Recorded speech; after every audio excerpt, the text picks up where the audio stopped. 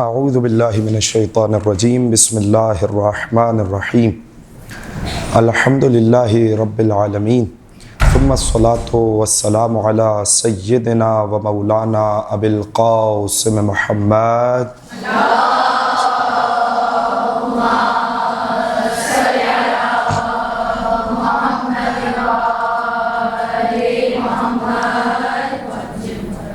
و اہل بیتہ الطیبین الطاہرین لا سیما بقیت اللہ فی الارضین ولعنۃ الدائمۃ علی اعدائہم اجمعین من یوم عداوتہم الی قیام یوم الدین اما بعد فقد قال اللہ تبارک و تعالی فی کلامہ المجید و فرقانہ الحمید و قولہ الحق بسم اللہ الرحمن الرحیم هو الذی بعث فی الامیین رسولا منہم یتلو علیہم آیاتہ وَيُزَكِّيهِمْ وَيُعَلِّمُهُمُ الْكِتَابَ وَالْحِكْمَةَ صلوات پڑھیے محمد علیہ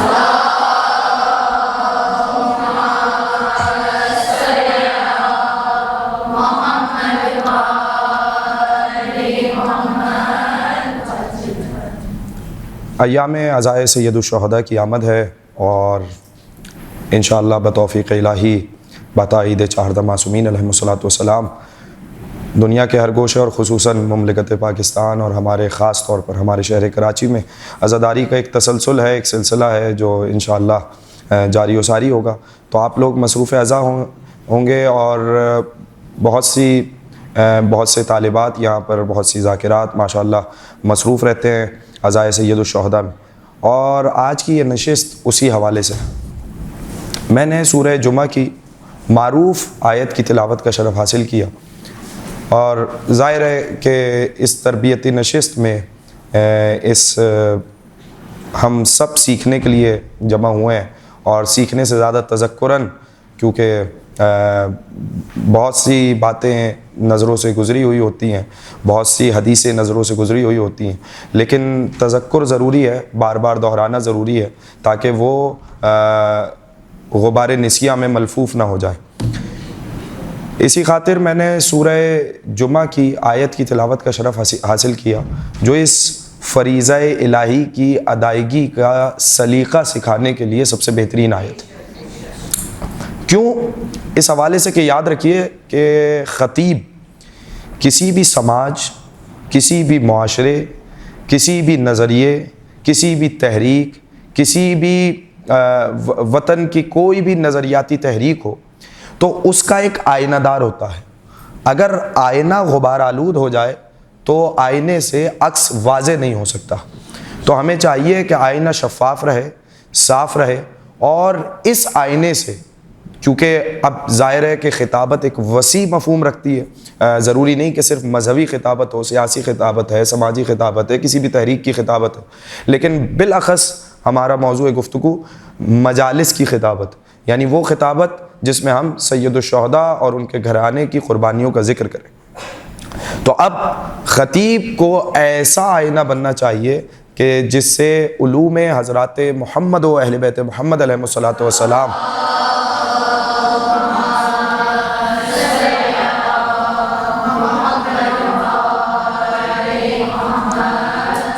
علوم حضرات محمد و آل محمد علیہ الصلوۃ والسلام کا عکس نظر آئے۔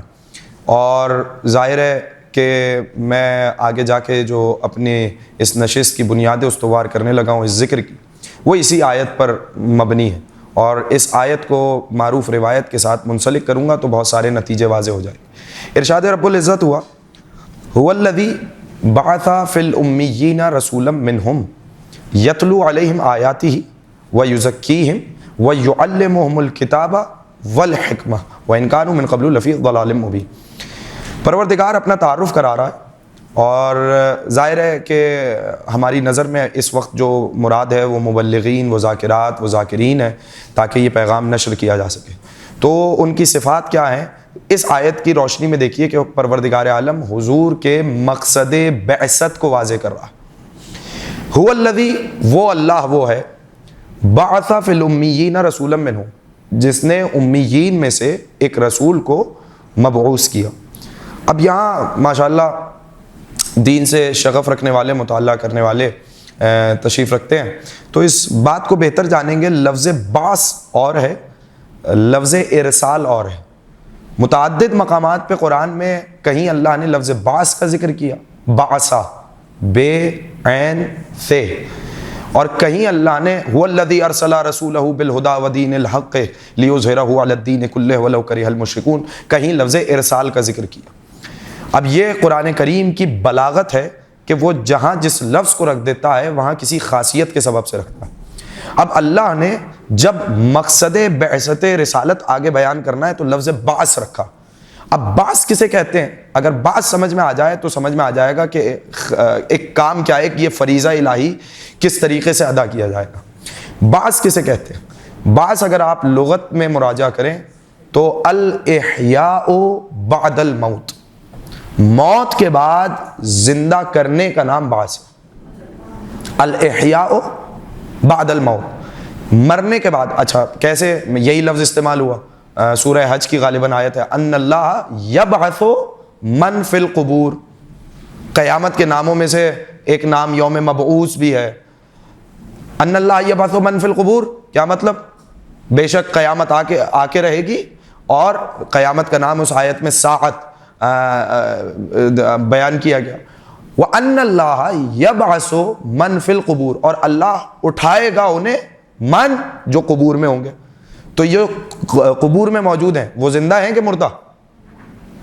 بولیے، وہ زندہ ہیں یا مردہ؟ مردہ ہیں۔ جب مردہ ہیں تو مردے یعنی موت کے بعد دوبارہ حیات عطا کرنے کا نام کیا ہوا؟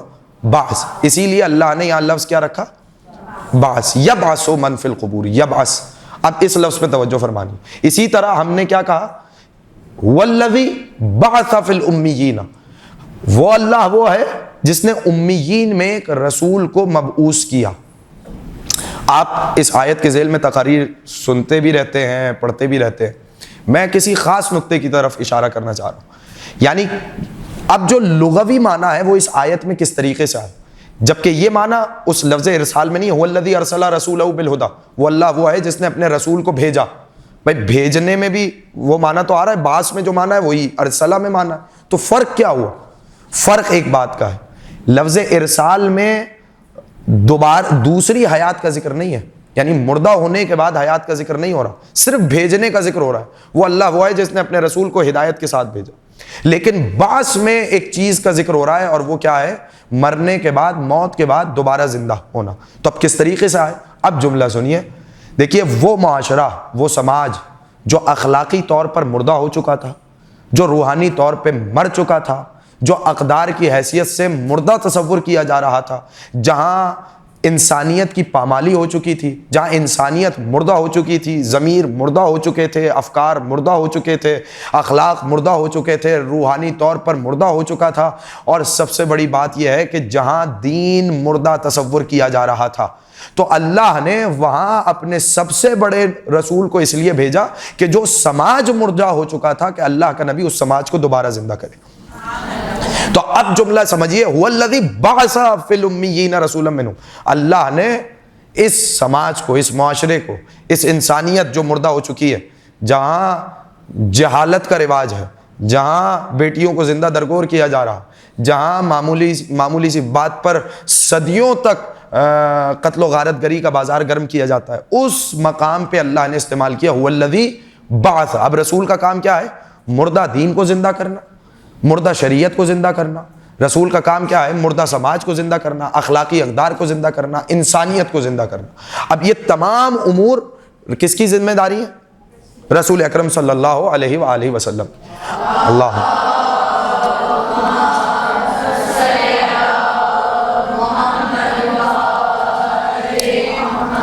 اب چونکہ گفتگو اس مرحلے میں آ گئی تو ایک لفظ کی اور وضاحت کرتے ہوئے چلوں کہ جب بعث کے لفظ کی وضاحت ہو گئی تو اب یہ دیکھیے، اب یہ کتنا اچھا سلسلہ ہے۔ هو الذی بعث فی الامیین، امیین میں رسول بھیجا۔ اب بہت سے لوگ امیین کا معنی کیا لیتے ہیں؟ جاہل لیتے ہیں۔ تو اب بتائیے کہ جو معاشرے کو دوبارہ زندہ کرنے کے لیے آیا ہو، جو معاشرے کو زندگی دینے آیا ہو، جو معاشرے کو حیات دینے آیا ہو، وہ یہ بتائیے تو حیات دینے کے لیے کیا کسی جاہل کو بھیجا جائے گا؟ نعوذ باللہ من ذالک۔ بلکہ ضروری یہ ہے کہ ایسے کو بھیجا جائے جو علم الہی کا مظہر بن کر، جس کے سینے پر کتاب خدا کو نازل کیا جا سکے۔ اب واپس چلیے، یہ دوبارہ حیات، یہ حیات کا لفظ ذہنوں میں رکھیے گا، معاشرے کو دوبارہ زندہ کرنا، انسانیت کو دوبارہ زندہ کرنا، اخلاقی اقدار کو دوبارہ زندہ کرنا، دین کو دوبارہ زندہ کرنا، وہ دین جو حضرت آدم سے ایک تسلسل، ایک سلسلے کا آغاز ہوا اور حضور اکرم صلی اللہ علیہ وسلم پر نبوت کا خاتمہ ہے، اب یہاں سے ولایت کا آغاز ہے۔ تو نبوت کا کام کیا ہے؟ اب یہ خاص طور پر حضور اکرم کی نبوت اور رسالت کا فریضہ بتایا جا رہا ہے۔ اسی اگر میں کئی آیات پڑھ سکتا ہوں لیکن صرف ایک آیت کی طرف اور اشارہ کر دیتا ہوں، یہی لفظ پوشیدہ ہے، یا ایھا الذین آمنوا استجیبوا للہ وللرسول اذا دعاکم لما یحییکم۔ اے ایمان والو، یا ایھا الذین آمنوا، اے ایمان والو، استجیبوا للہ وللرسول، اللہ اور اس کے رسول کی آواز پر فوراً لبیک کہو۔ اب یہ پھر کبھی صحیح کہ یہ فوراً کا ترجمہ یہاں کیسے آیا؟ تو علماء نے اس آیت کے ذیل میں یہ لکھا ہے، یہاں پر فوراً جواب دینے، فوراً لبیک کہنے کا حکم۔ استجیبوا للہ وللرسول، کیوں؟ اذا دعاکم لما یحییکم، جب وہ تمہیں بلائیں اس شے کی طرف جس میں تمہاری حیات ہے۔ یعنی اب دیکھیے دعوت حضور اکرم صلی اللہ علیہ وآلہ وسلم میں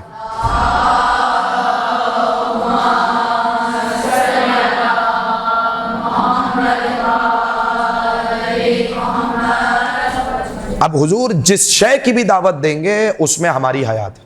یعنی ایمان والوں سے کیا کہا جا رہا ہے؟ اذا دعاکم لما یحییکم، جب وہ تمہیں بلائیں اس شے کی طرف جس میں تمہاری حیات ہے۔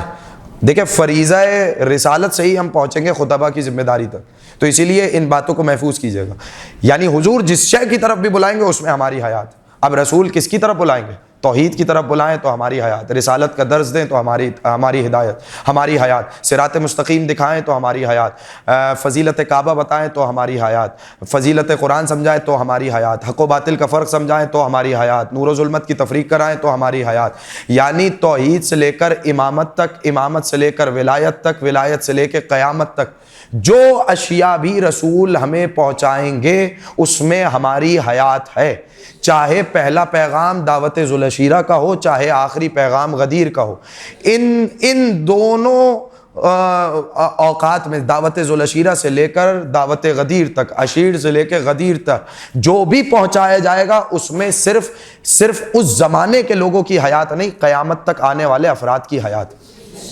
اب یہ میں نے آپ کی خدمت میں ہدیہ کر دیا، اسی طرح بہت ساری آیتیں، حبیب ان لوگوں کو ڈراؤ جو زندہ ہیں، تو بھائی زندوں کو ہی ڈرایا جاتا ہے، مردوں کو تو نہیں ڈرایا جاتا، مردوں سے تو لوگ ڈرتے ہیں، یہاں کہا جا رہا ہے زندوں کو ڈراؤ۔ تو اس کا مطلب یہ ہے کہ یہاں پہ کسی اور زندگی کی بات ہو رہی ہے، کسی اور حیات کی بات ہو رہی ہے، کسی اور زندگانی کی طرف اشارہ کیا جا رہا ہے۔ اب وہ کون سی زندگانی ہے انشاءاللہ ابھی آنے والی گفتگو میں آئے گی، لیکن اب اتنی بات اسٹیبلش ہو چکی کہ پروردگار عالم نے مردہ معاشرے کو، مردہ انسانیت کو، مردہ دین کو زندہ کرنے کے لیے حضور اکرم صلی اللہ علیہ وآلہ وسلم کو بھیجا۔ اب کیا ہوگا؟ کس میں بھیجا؟ اللہم صلی اللہ علیہ وسلم۔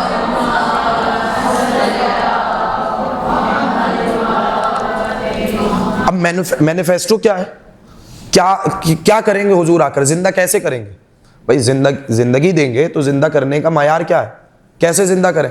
ابھی آیت میں بھی آ گیا کہ اذا دعاکم لما یحییکم، اس شے کی طرف بلائیں گے جس میں تمہاری حیات ہے۔ تو کام کیا ہے حضور کا؟ وہ کام آگے بیان ہو رہا ہے۔ فی الامیین رسولا منہم، انہی میں سے ایک رسول بھیجا جائے گا۔ بہت سے لوگوں نے اس منہم سے یہ گمان کیا کہ نعوذ باللہ رسول کو امی اس لیے کہا جاتا ہے کہ لکھنا پڑھنا نہیں جانتے۔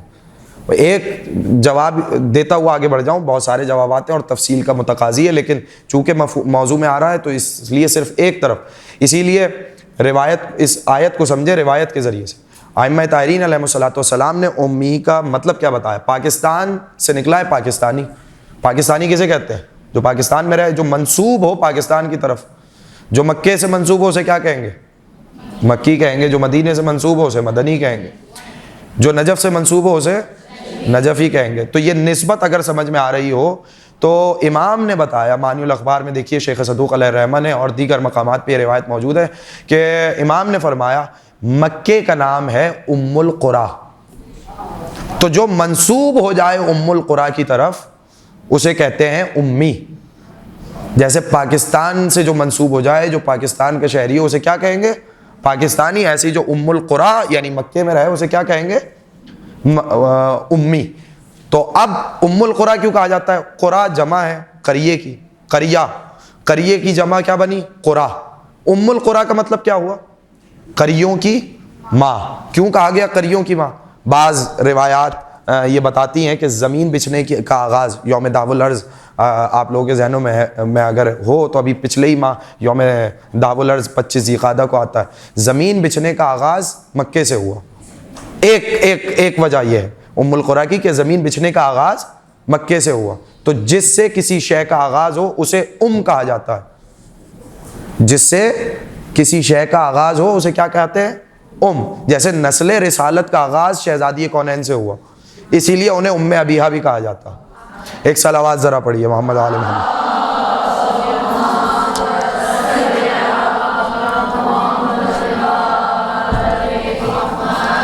اب ذرا دیکھیے کہ اس آیت میں مینیفیسٹو کیا بیان ہو رہا ہے کہ حضور مردہ انسانیت، مردہ دین کو زندہ کیسے کریں گے. یتلو علیہم آیاتہ. اب یہ ہے طریقہ کار جس پہ رہنا ہے. یتلو علیہم آیاتہ ویزکیہم وَيُعَلِّمُهُمُ الْكِتَابَ وَالْحِکْمَةَ. یہ 4 پوائنٹس ہیں. کتنے پوائنٹس ہیں؟ یہ 4 نکات ہیں جو سب سے زیادہ ہیں. سب سے پہلے رسول کیسے زندہ کریں گے بتائیے؟ رسول منہم یتلو علیہم آیاتہ، آیات کی تلاوت کریں گے. توجہ، یعنی پتہ چلا کہ قرآن زندہ کرنے کے لیے آیا. قرآن زندگی دیتا ہے، قرآن حیات دیتا ہے.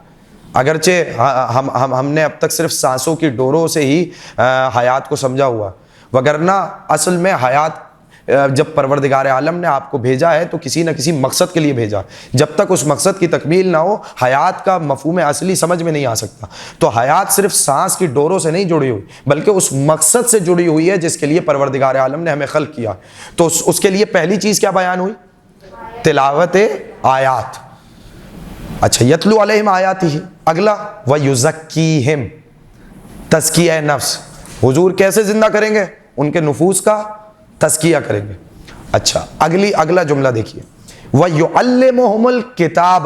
پہلے تھا آیات کی تلاوت، یعنی وہاں پہ بھی قرآن تھا لیکن وہاں ابھی صرف تلاوت آیات کا ذکر ہو رہا ہے. مگر یہاں پر اب بات صرف تلاوت کی حد تک نہیں رکی. وَيُعَلِّمُهُمُ الْكِتَابَ وَالْحِکْمَةَ، کتاب اور حکمت کی تعلیم دیں گے. تو حضور کے فریضہ منصبی میں بقول آیت، بقول سورہ جمعہ جو کام شامل ہیں ان میں تلاوت آیات، نفوس کا تزکیہ اور کتاب کی تعلیم، حکمت کی تعلیم. یہ 4 نکات ہیں کہ جس سے حضور مردہ دین کو، مردہ معاشرے کو، مردہ اخلاق کو زندہ کرنے والے. اب یہ 4 اگر آپ کے پاس نکات آپ کے ذہن میں آ گئے تو اب میں اس حدیث سے جوڑنے لگا ہوں تاکہ ہمیں اندازہ ہو جائے کہ جو ممبر پہ آ رہا ہے اس کا فریضہ کیا ہے. اچھا، لفظ کیا استعمال ہوا تھا آیت میں؟ سارے ابھی کہہ کے کیوں؟ باس. هو الذی بعث. میں جو باس کہہ رہا ہوں یہ مصدر ہے، بعث فعل ہے. هو الذی بعث فی الامیین. اچھا، اب امام رضا علیہ الصلوۃ والسلام کی وہ روایت سنیے.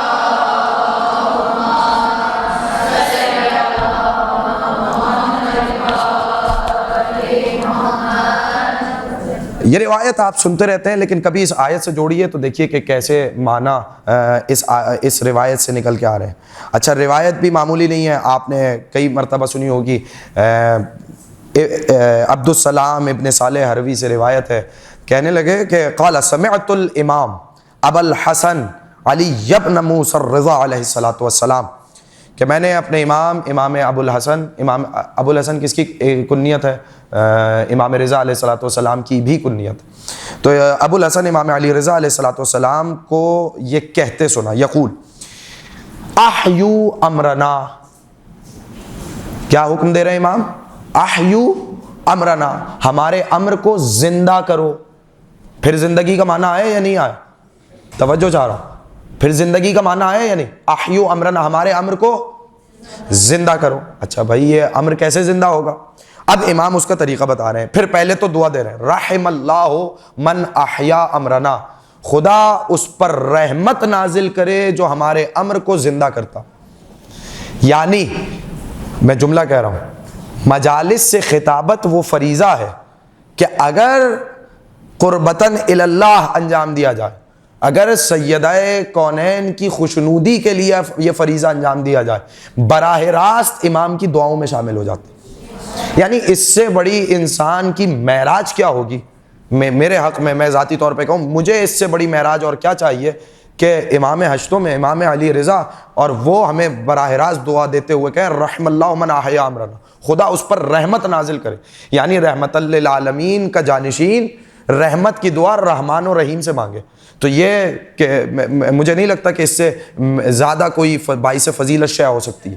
تو اب کیسے جوڑنا ہے؟ ایک سوال قائم کرنا ہے اور اس کا جواب ملے تو اس گفتگو کو میں کچھ اختتامی مراحل کی طرف بڑھاؤں۔ رحم اللہ من احیا امرنا، خدا رحمت نازل کرے جو ہمارا امر زندہ کرتا۔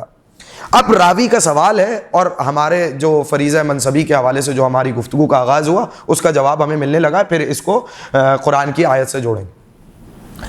قلت یا ابن رسول اللہ کیف یحیی امرکم، میں نے پوچھا، راوی کہہ رہے ہیں، ابن صالح حروی کہہ رہے ہیں کہ میں نے پوچھا مولا فرزند رسول کیف یحیی امرکم، آپ کے امر کو کیسے زندہ کیا جائے؟ آپ نے دعا دی ہے، اتنی بڑی بات ہے، تو آپ کے امر کو ہم زندہ کیسے کریں؟ اب جملہ سنیے، کہنے لگے ان یتعلم علومنا، امر کو کیسے زندہ کیا جا رہا ہے یہ مولا بتا رہے ہیں، امام علی رضا، ہمارے علوم کو سیکھے۔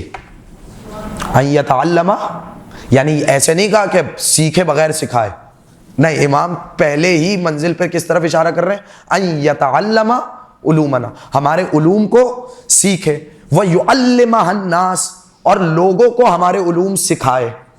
پہلی منزل کیا ہے؟ سیکھنا۔ دوسری منزل کیا ہے؟ سکھانا۔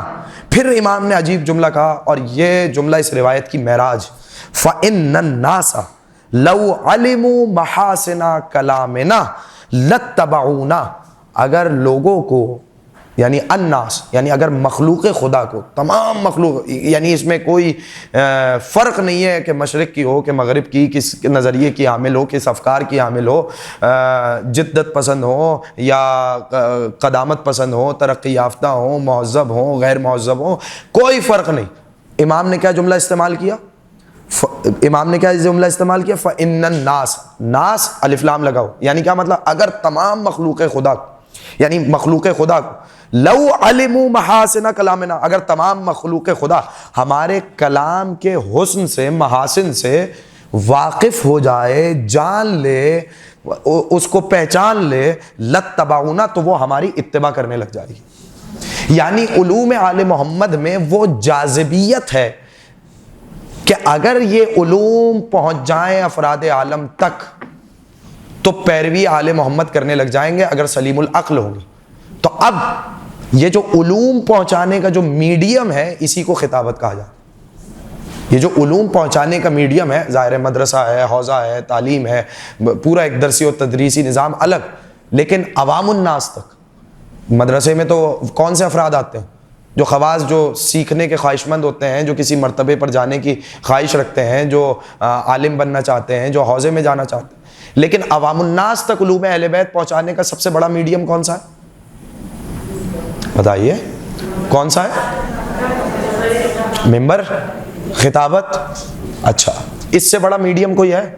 مجھے مرحوم یاد آ رہے ہیں اس وقت، حضرت علامہ طالب جوہری صاحب، ہم خصوصاً ہمارے معاشرے کے لیے انہوں نے جملہ کہا، اور جملہ دیکھیے، کہا ہمارے ہاں جیسے قم اور نجف میں کسی بھی انسان کی معروفیت اور مقبولیت جو ہوتی ہے وہ یہ کہ وہ صاحب رسالہ عملیہ ہو، اور ہمارے ہاں، ہمارے معاشرے میں جس کلچر میں، جس سماج میں ہم رہ رہے ہیں، وہاں ہمارے ہاں مقبولیت کی سند یہ ہے کہ وہ ممبر پر آ جا، یعنی لوگ اس سے محبت کرنے لگتے ہیں، لوگ اس سے انس رکھنے لگتے ہیں، لوگ اس کی باتوں سے سیکھنا شروع کرتے ہیں، لوگ اس کی باتوں پر عمل کرنا شروع کرتے ہیں۔ جیسے ان حوزات علمیہ میں صاحب رسالہ عملیہ کی باتوں کو سنا جاتا ہے، ہمارے ہاں ایسا نہیں ہے کہ رسالہ عملیہ پہ عمل پیرا کوئی نہیں، لیکن سمجھانے کی بات یہ ہے کہ تاثیر زیادہ ہو جاتی ہے۔ تو یہ ممبر وہ ہے کہ جو میڈیم ہے علوم آل محمد کو لوگوں تک پہنچانے کا۔ سب سے پہلی بات اگر یہ آپ کے ذہن نشین ہو، اب آپ کہیں گے کہ اس روایت کا آیت سے ربط کیا ہے؟ اب آئیے، یہ تو صرف روایت میں نے آپ کی خدمت میں دی ہے، آیت میں پھر میں دہراؤں وہ کون سا لفظ آیا تھا جس پہ ہماری گفتگو ہو رہی ہے؟ لفظ بعث۔ لفظ بعث کا مطلب کیا تھا؟ مرنے کے بعد دوبارہ زندہ کرنا. اور امام نے بعث کا لفظ استعمال نہیں کیا, امام نے جملہ استعمال کیا احیو امرنا, ہمارے امر کو زندہ کرو. امام نے براہ راست حیات کا لفظ استعمال کیا. کیوں؟ اس لیے کہ جو مردہ دین تھا وہ رسول نے زندہ کر دیا. اب امامت کا کام یہ ہے کہ اس دین کو زندہ رکھے, یعنی اب اس دین کو دوبارہ مرنے نہ دے. اچھا آپ کہیں گے کیسے؟ میں اسی لیے میں اشارہ کر دیتا ہوں, اگرچہ بات طویل ہو رہی ہے لیکن میں چاہوں گا کہ کم وقت میں بات کا خلاصہ کر کے آپ کے حوالے کر دوں تاکہ بات اچھی طریقے سے آپ تک پہنچ سکے. ابھی غدیر گزری, غدیر کے موقع پر ایک آیت بہت سننے کو ملتی ہے, جیسے یا ایھا الرسول بلغ ما انزل الیک من ربک وان لم تفعل فما بلغت رسالتہ. رسالت پہنچانے کی بات ہو رہی نا, حبیب اگر یہ نہ پہنچایا تو کچھ نہ پہنچایا. اور جب امیر المومنین کی ولایت کا اعلان ہوا تو آیت آئی الیوم اکملت لکم دینکم واتممت علیکم نعمتی ورضیت لکم الاسلام دینا. دین مکمل ہو گیا, اللہ اسلام سے راضی ہو گیا, نعمتیں تمام ہو گئی. اچھا ایک آیت اور ہے اور وہ بڑی عجیب ہے. الیوم یعنی آیت سے مراد ٹکڑا ہے اتنا سا, الیوم یئس الذین کفروا من دینکم. آج کے دن, یعنی آج کا دن بتا رہا ہے کہ ایسا نہیں ہے کہ آپ اس کو پورے 23 برس پہ محمول کریں گے, نہیں, آج کا دن ایک ہی کوئی دن ہے جس کے حوالے سے قرآن میں اشارہ ہو رہا ہے. یعنی آج کے دن یئس الذین کفروا من دینکم, کافر تمہارے دین سے مایوس ہو. بھئی یہ کافر کو کیا ہوا کہ آج مایوس ہوا؟ کوئی ہے تو اس کا جواب بتائے کہ کافر اسی دن مایوس کیوں ہوا؟ تو ولایت کے اعلان میں ایسی کیا جاذبیت ہے, ایسی کیا تاثیر تھی کہ کافر مایوس ہو گیا؟ ولایت دین کو لے کے چلنے والی. اس اعتراض کو مطرح کیا, میں آسان کر کے آپ کے حوالے کروں, صاحب تفسیر میزان علامہ طباطبائی رحمہ اللہ, اور مطرح دیکھیے کہ کس طریقے سے کیا کہ آپ تاریخ رسالت پڑھتے چلے جائیے. نہ جانے کتنے مواقع آئے کہ کافر کو مایوس ہو جانا چاہیے تھا, نہ جانے کتنے مواقع ایسے آئے کہ کافر کو مایوس ہو جانا چاہیے. آپ کہیں گے کون سے موقع ایسے آئے؟ میں دور نہیں جاتے, ابتدا سے شروع کرتے. جب حضرت ابو طالب نے حفاظت رسول کی, کافر مایوس ہو جاتے.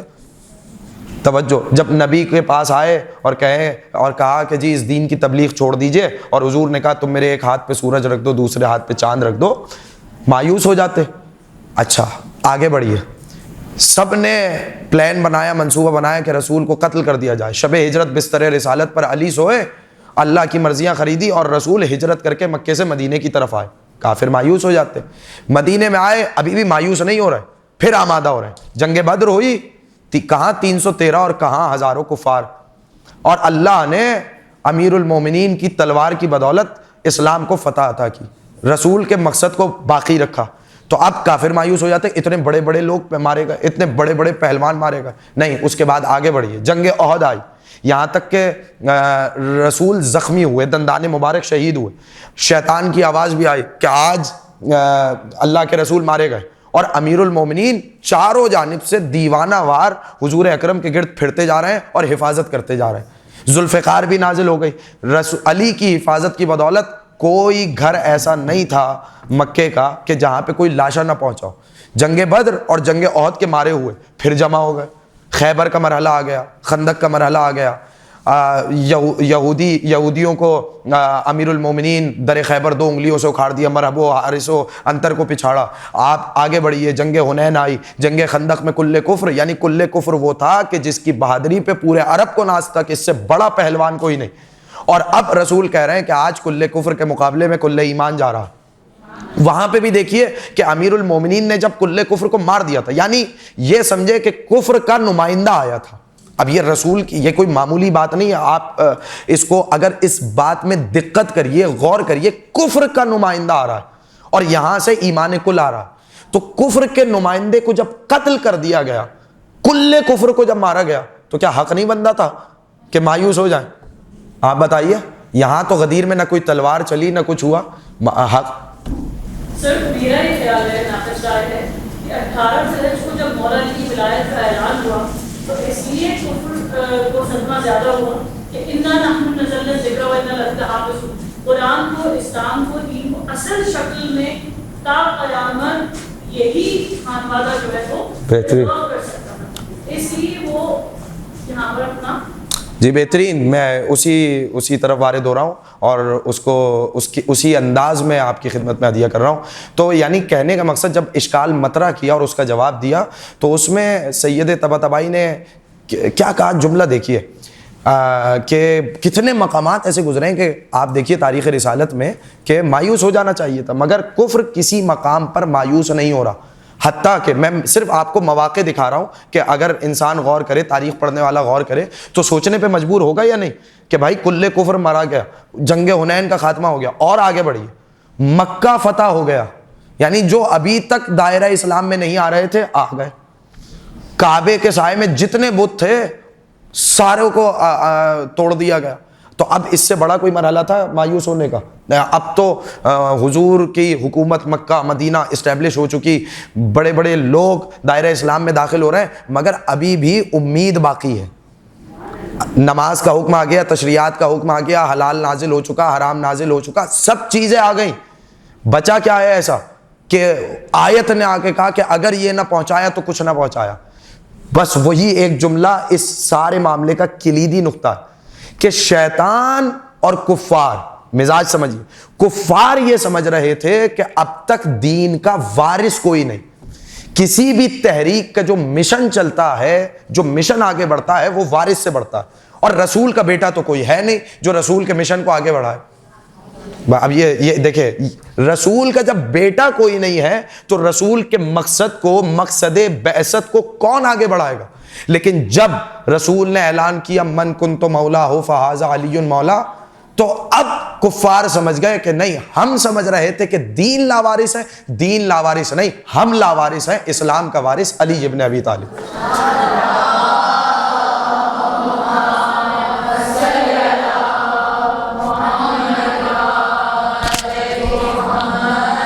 बुनियादी तौर पर अगर आप ये ऐलान देखें तो जंग बदर में अमीरुल मोमिनीन ने इसका जवाब दिया था, अल्लाह मौलाना वला मौला लक, हमारा मौला अल्लाह है, तुम्हारा कोई मौला नहीं। अब उसी का तसलसल आप देखिए कि किस तरीके से, यानी दीन की बका का जामिन इमाम होता। ये विलायत ये इमामत, अगर ये ना हो तो दीन मुर्दा हो जाता, दीन मिट जाता, दीन फना हो जाता। तो अब इस दीन को बाकी रखने के लिए रसूल के वारिस ज़रूरी, और वो वारिस कौन है? उस गदीर में उसके तसलसल का आगाज़ हो गया। पहले वारिस का ऐलान किस बात से हुआ? मन कुन्तो मौला हो फहाजा अलीयुन मौला। तो अब काफिर की मायूसी का मकसद समझ में आया कि काफिर आज के दिन मायूस क्यों हुए? तो काफिर मायूस इसलिए हुए कि दीन का वारिस आ गया। वापस आइए गुफ्तगू में जहां से ये नुक्ता मुड़ा। वो नुक्ता हमारा ये था कि रसूल आए हैं दीन को जिंदा करने, और इमाम का काम है कि इस दीन की हयात की बका का इंतजाम करें, दीन को दोबारा बोलिए मुर्दा ना होने दे। अब अगर ये दौर, जिस दौर में हम जिंदगी गुजार रहे हैं, इस दौर में किस तरीके से उस इलाही मनसब की अदायगी का सिलसिला चले, कैसे उस फरीज़े को आगे बढ़ाएं कि जिसमें दीन की बका मुज़मर हो, तो वो तरीक़ा है अहयू अमरना, हमारे अम्र को जिंदा करो, हमारे अम्र को जिंदा करो। यानी वो दीन, उस दीन को दोबारा मिटने नहीं देना। वाहिद हल क्या है उस दीन के ना मिटने का? वो ना मिटने का वाहिद हल ये है कि अन यतअल्लमा उलूमना, हमारे उलूम को सीखो, व युअल्लिमा अन्नास, और लोगों को हमारे उलूम सिखाओ।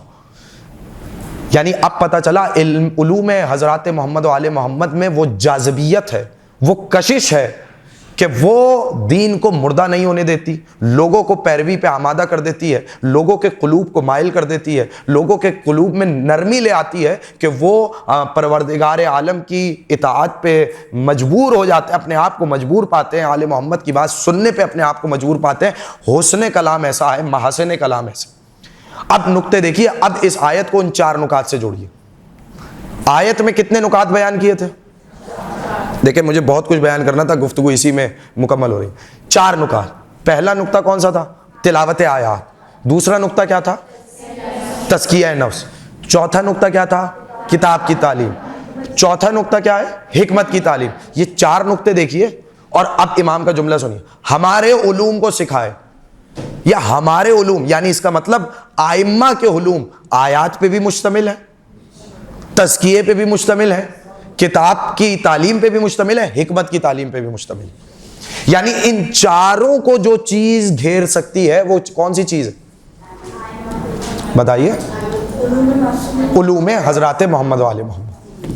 اب جو پہلا نقطہ جو یہ اتنی لمبی تمہید کے بعد آپ کی خدمت میں ہدیہ کروں وہ یہ کہ جو منبر کو فریضہ الہی سمجھ کر آئے تو اس کے لیے ضروری ہے کہ پہلے وہ علوم آل محمد حاصل کرے۔ سب سے پہلی چیز کیا ہے؟ علوم آل محمد حاصل کرے، اور علوم آل محمد کو نشر کرنے کی نیت سے منبر پہ آئے۔ یعنی اب سمجھ میں آیا ممبر کون سی جگہ ہے؟ ممبر ذاتی خواہشات کو بیان کرنے کی جگہ نہیں، ممبر ذات کی تشہیر کی جگہ نہیں، ممبر پہ یا اللہ کا فرمان ہوگا یا معصومین کا فرمان ہوگا۔ یعنی میں آسان کر دوں، یا اللہ کا قرآن بیان ہو یا مولا کا فرمان بیان ہو۔ اس سے کیا ہوگا؟ ہاں کوئی استدلال میں کوئی واقعہ آتا ہے، کوئی بات آتی ہے، اس سے قطع نظر اس کی بات نہیں ہو رہی، لیکن موضوعات کا انتخاب بھی اسی ذیل میں ہوگا، تقریر کا انتخاب بھی اسی ذیل میں ہوگا، نیت کو بھی اسی ذیل میں رکھا جائے گا۔ اب آپ کہیں گے کہ یہ بات میں کیسے کر رہا ہوں؟ میں چاہتا ہوں کہ آپ کی خدمت میں خدا زندگی دراز کرے سید سیستانی حفظہ اللہ 6-7 سال قبل غالباً، اور ان کی یہ ویب سائٹ پہ بھی موجود ہے، آیت اللہ منیر خباز حفظہ اللہ، حوزہ علمیہ نجف کے استاد ہیں، بڑے اساتذہ میں ان کا نام ہے، اور خطابت کے حوالے سے بھی معروف ہے۔ یعنی ان میں دونوں چیزیں جمع، بحث خارج بھی دیتے ہیں، سیستانی صاحب کے شاگرد بھی ہیں، اور بہترین مبلغ اور خطیب بھی، تو ان میں ساری صفات یکجا۔ اور یہ والی جو نصیحتیں سید سیستانی نے اپنے شاگرد خاص سید منیر خباز سے کی، یہ ان کی ویب سائٹ پہ بھی موجود ہے۔ تو میں اب یہ جو آپ نے ساری تمہید بنائی، میں ان نصیحتوں سے آپ کو جوڑنا چاہ رہا ہوں تاکہ محرم سے آنے سے قبل یہ دیکھیں کہ بزرگ اس منبر کو کس نظر سے دیکھ رہے ہیں، ہمارے بڑے اس منبر کو کس نظر سے دیکھ رہے ہیں۔ تو اس میں انتہائی اہم نکات کی طرف سید نے اشارہ کیا، ان اہم نکات کی طرف میں بھی اشارہ کر دوں۔ ایک صلوات ہدیہ کیجئے محمد عالم۔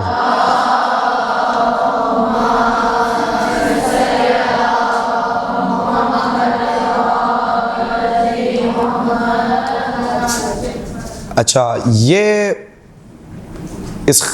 ان نصیحتوں کے حوالے سے پہلے عرض کروں کہ جمعرات کے روز بمطابق 11 ذی الحجہ 1439 ہجری منیر خباز صاحب نے ماہ محرم کی آمد سے قبل منبر حسینی کے تمام خطبہ کے لیے ان سے نصیحتوں کی درخواست کی، اور ان نصیحتوں کے جواب میں جو سید نے پیغام دیا میں نے کچھ نکات کے ذیل میں لکھا ہوا ہے، وہ نکات میں آپ کے حوالے کر دیتا ہوں۔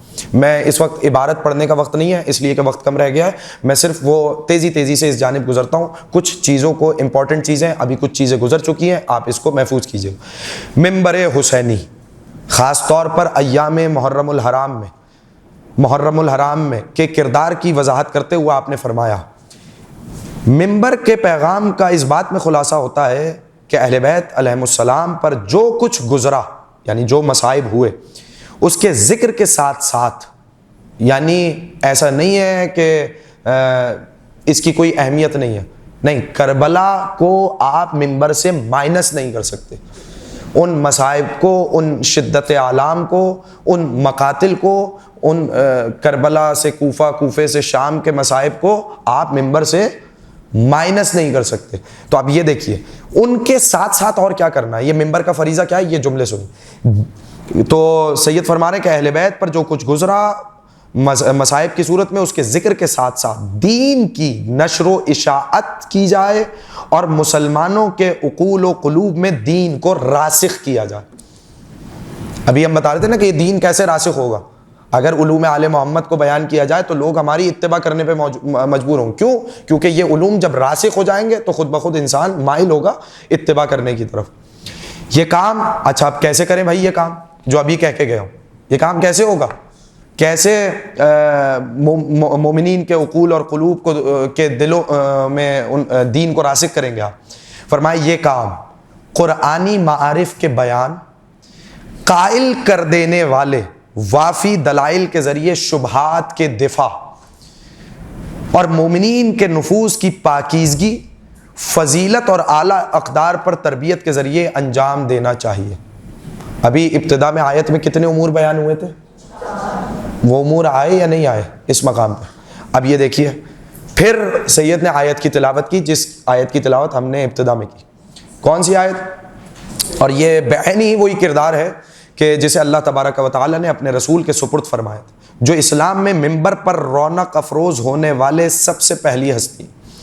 اور قرآن مجید نے اللہ عز و جل کے اس فرمان میں ہمارے لیے اس کردار کی وضاحت کی ہے، وَالَّذِي بَعَثَ فِي الْأُمِّيِّينَ رَسُولًا مِّنْهُمْ يَتْلُو عَلَيْهِمْ آيَاتِهِ وَيُزَكِّيهِمْ وَيُعَلِّمُهُمُ الْكِتَابَ وَالْحِكْمَةَ وَإِنْ كَانُوا مِنْ قَبْلُ لَفِي ضَلَالٍ مُّبِينٍ۔ چنانچہ اس آیے کریمہ نے اشارہ کیا ہے کہ رسالت نبوی کا پیغام، جس کی تبلیغ کے لیے ممبر ایک مؤثر ترین ذریعہ تھا اور ہے، اس کی بنیاد ان امور پر قائم ہے: نفوس کا تزکیہ کرنا اور انہیں روحانی آلودگیوں، تاریکیوں اور اخلاقی و باطنی بیماریوں سے پاک کرنا، دین کو دلوں میں راسخ کرنا، قرآنی معارف کو پیش کرنا، حکمت کو اس کے متنوع مصادیق کے ساتھ علم اور عمل کی صورت میں دلوں میں پیوست کرنا۔ تو اس آیت کے ذیل میں پہلا نکات آپ کے سامنے ہدیہ کیا۔ اب آگے بڑی گفتگو جس کی طرف اشارہ ہے، بہت اہم گفتگو، جیسا کہ کربلا کا اعلیٰ ترین ہدف جو سید الشہداء نے برپا کیا وہ مفسد نظریے کے مقابلے میں دین کی حفاظت اور اس کا استحکام تھا۔ ابھی ابتدائی تقریر میں نے کیا کہا؟ ولایت کا کام کیا ہے؟ امامت کا کام کیا ہے؟ دین کی بقا کی ضمانت ہے ولایت، دین کی بقا کی ضمانت ہے امامت، دین کی بقا کی ضمانت ہے اشہد ان علی امیر المؤمنین ولی اللہ۔ یہ دین کی بقا کی ضمانت ہے سرکار حجت تک۔ یہ اگر امامت نہ ہو تو دین باقی نہ رہے۔ کیا اشعار تھے جو یزید نے کسی اور کے اشعار پڑھے تھے؟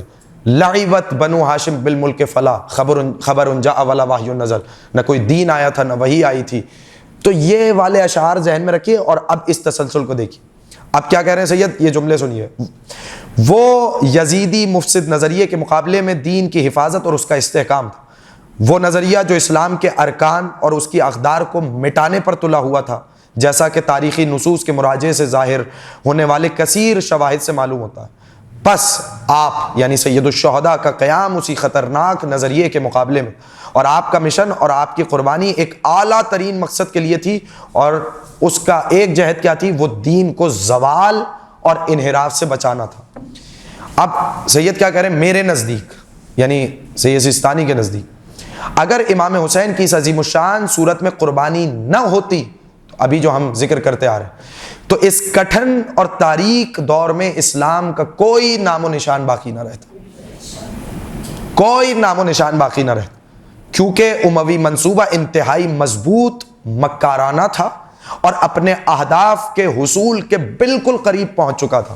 اور چونکہ منبر حسینی یہ اسی روزہ عاشورہ اور اسی دین کے استحکام کو بیان کرتا ہے جس طریقے سے امام حسین علیہ السلام نے دین کی حفاظت فرمائی ہے، تو اس کا کردار اور اس کی ذمہ داری بھی دین کو راسخ کرنے، اس کا دفاع کرنے، اس کی تعلیم دینے اور تربیت کرنے کے گرد ہی گھومتی ہے۔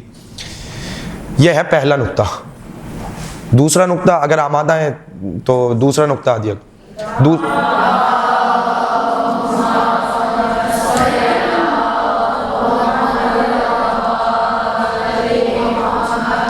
دیکھیے دوسرا نقطہ نہایت ہے، اور یقین جانیے کہ ممبر کے اگر آپ اعلیٰ ترین فرائض کی فہرست بنائیں تو یعنی اولاً تو میں جو بات سمجھتا ہوں وہ یہ کہ یہ جو نقطہ ہے نا کہ دین کو راسخ کرنا، یہ سب سے بنیادی نقطہ ہے۔ ہم جو معارف اہل بیت نشر کرتے ہیں، جو فضائل امیر المومنین پڑھتے ہیں، جو ولایت امیر المومنین پڑھتے ہیں، جو معجزات ائمہ پڑھتے ہیں، یہ کس لیے پڑھتے ہیں؟ یہ کس لیے پڑھتے ہیں؟ خطابت کی ایک فنی تصویر ہے۔ اگر یہ فنی تصویر نہ ہو تو آپ کو سمجھ میں نہیں آئے گا کہ یہ ہم کیسے پہنچائیں اس چیز کو۔ تو علوم آل محمد پہنچانے کا ایک میڈیم ہے اور وہ ہے خطابت۔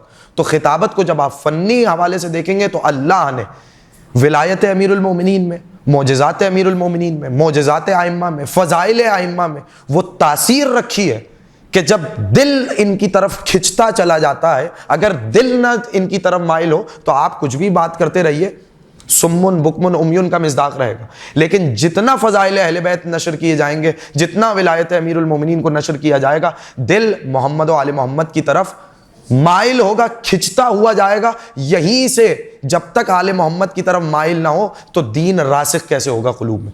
اب نقطہ، جب یہ ساری تمہید آپ کے ذہنوں میں آئی، اب نقطہ سنیے سید سیستانی کیا فرما رہے ہیں. سب سے اہم بات، اور میری طرف یہ میں نے بہت غور کیا اس امر پہ کہ آپ پوری نصیحتوں میں دیکھیے کہ اس نصیحت کی طرف کتنی شدت کے ساتھ سید نے زور دیا، کتنی شدت کے ساتھ زور دیا، وہ ان جملوں میں پتہ چلے گا.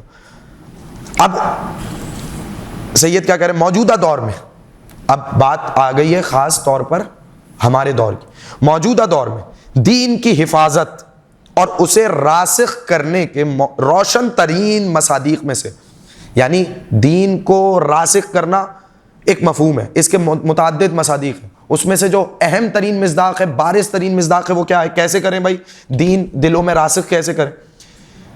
وہ یہ ہے کہ شبہات کا مقابلہ کیا جائے. کس کا مقابلہ کیا جائے؟ شبہات کا. اور اسلام کے اصل معارف اور اخلاقی اقدار کا دفاع کیا جائے. لیکن میں پہلے یہ نصیحت کو آپ کے سامنے پڑھ دوں تاکہ پھر اس پہ گفتگو ہو جائے. لیکن اس میدان میں یعنی شبہات کا دفاع کرنے میں چند امور کی رعایت کرنا لازم ہے. وہ امور کون سے ہیں؟ شبہات کا جواب دینے کے لیے، پہلا شبہات کا جواب دینے کے لیے آگے بڑھنے والا خطیب اس باب میں مکمل مہارت، تجربہ اور علمی وسعت رکھتا ہو، وافر معلومات سے لیس ہو. یعنی جب تک کہتے ہیں نا کہ وہ نیم حکیم خطرہ جان، تو شبہات کا دفاع کرنے کے بجائے کہیں ایسا نہ ہو کہ وہ عوام کو شبہات میں مبتلا کر دے. تو شبہات کا دفاع بھی وہ کرے گا کہ جو اس باب میں مکمل مہارت اور تجربہ رکھ. اچھا ضروری نہیں کہ کوئی شخص تمام شبہات کا جواب آسانی سے دے سکے، ہو سکتا ہے کہ کسی شبہ کا جواب دینے پہ مکمل مہارت ہو تو وہ اسی شبہ کا جواب دے. تو اب یہ اہم ترین چیز ہے کہ مکمل مہارت رکھے. آ گئی وہی بات جو میں نے حدیث امام رضا کے ذیل میں عرض کی تھی، ان یتعلم علومنا، ہمارے علوم سیکھے. یہ مہارت اور تجربہ کہاں سے آئے گا بھائی؟ شبہات کا جواب کہاں سے دیا جائے گا؟ اگر علوم آل محمد کو سیکھا ہی نہیں تو شبہات کا جواب آپ دیں گے کیسے؟ یعنی غدیر پہ کل کو کوئی اعتراض کر رہا ہے، آپ غدیر کا دفاع کریں گے تو کیسے کریں گے؟ 18 ذی الحجہ کو جو امیر المومنین کی ولایت کا اعلان ہوا، حاکمیت کا اعلان ہوا، تو وہ اس کا دفاع آپ کیسے کریں گے جب تک آپ نے اس باب کو صحیح طریقے سے پڑھا ہی نہ ہو؟ ٹھیک ہے، تو اس باب میں مکمل تجربہ چاہیے، مہارت چاہیے. اب اگلا جملہ دیکھیے، ورنہ یعنی اگر خطیب کو مکمل مہارت تجربہ نہیں ہے، یعنی میں آسان بدیگر الفاظ بتعبیر دیگر آپ کی خدمت میں عطیہ کروں، یعنی اگر وہ نااہل ہو تو کیا ہوگا؟ تو اپنے اس اقدام سے اصلاح کرنے کے بجائے الٹا زیادہ بگاڑ اور نقصان کا باعث بنے گا. عقیدہ حقہ کے دفاع کے لیے، عقیدہ حقہ کے دفاع کے لیے دستیاب ذرائع میں سے منبر اہم ترین ذریعہ ہے، یعنی اس کی اہمیت کا کسی کو انکار نہیں. نبی اکرم صلی اللہ علیہ وآلہ وسلم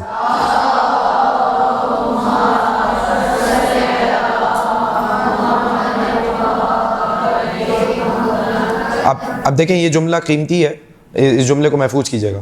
نبی اکرم اور امیر المومنین علیہ السلام معارف اور دینی تعلیمات کے بیان کے ساتھ ساتھ منبر ہی کے ذریعے سے شبہات کا جواب دیا کرتے تھے. یعنی یہ سنت رسول بھی ہے، سنت امیر المومنین بھی ہے، شبہات کا جواب دینا منبر سے.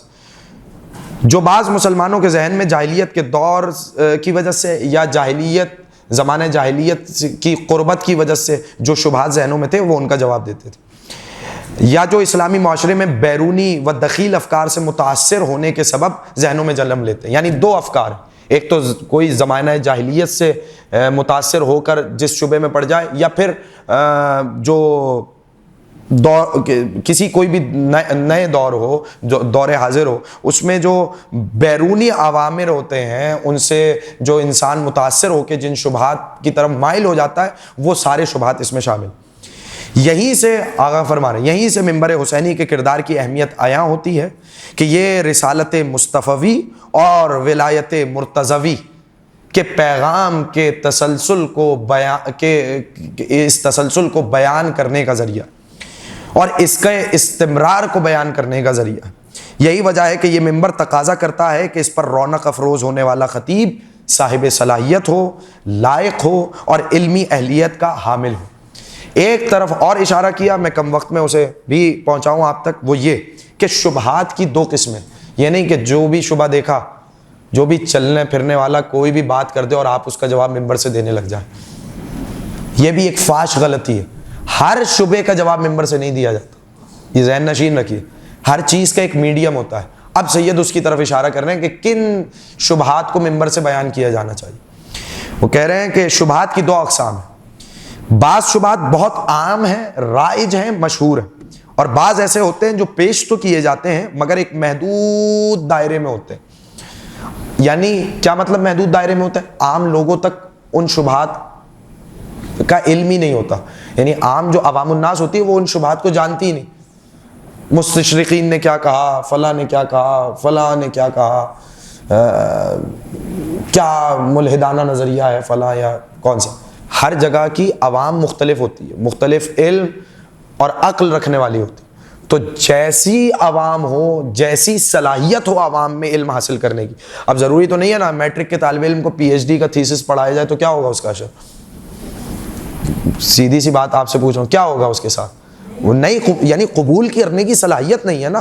تو سب سے پہلے آپ صلاحیت کو دیکھے بغیر کس طریقے سے وہ علوم منتقل کر سکتے ہیں؟ ٹھیک ہے، تو پہلے سب سے پہلے یہ دیکھنا ضروری ہے کہ عوام کس سطح کی بیٹھی۔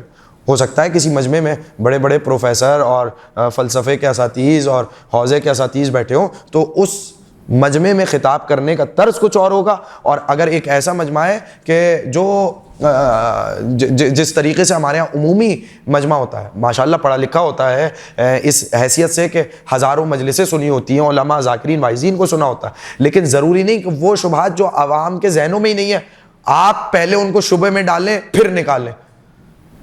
تو ضروری نہیں ہے کہ آپ شبے میں ڈالیں، کیونکہ ہو سکتا ہے کہ آپ عوام کے ذہن میں خلل ڈال رہے ہوں ایک نیا شبہ ایجاد کر کے، تو اس طرف متوجہ رہیے۔